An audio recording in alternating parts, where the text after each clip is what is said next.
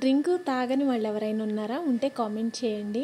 అదేనండి సుగంధ మజ్జిగ. ఎంతమందికి తెలుసు, ఎంతమంది తాగారు?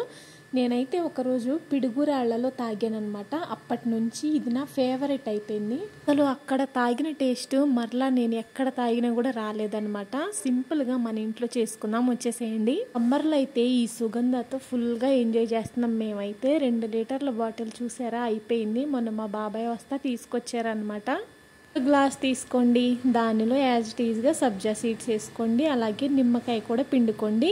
నిమ్మకాయ సగం ముక్క పిండుకున్న తర్వాత మన దగ్గర ఉన్న సుగంధాన్ని దీనిలో యాడ్ చేసుకోవాలి. సుగంధ ఎక్కువ యాడ్ చేసుకోవద్దు, స్వీట్నెస్ ఎక్కువ అవుతుంది. 3 టేబుల్ స్పూన్ల వరకు అయితే దీన్ని యాడ్ చేసుకొని ఒకసారి స్పూన్ పెట్టి మంచిగా కలుపుకోవాలన్నమాట. చూసారా, సుగంధ ఎక్కువ యాడ్ చేసుకోకూడదు.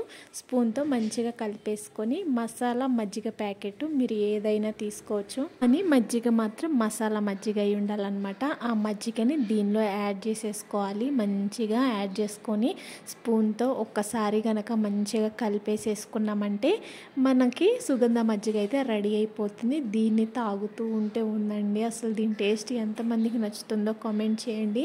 నచ్చితే లైక్ చేయండి, షేర్ చేయండి, సబ్స్క్రైబ్ చేసుకోండి. ఉంటా, బాయ్. మరొక వీడియోతో మళ్ళీ కలుద్దాం.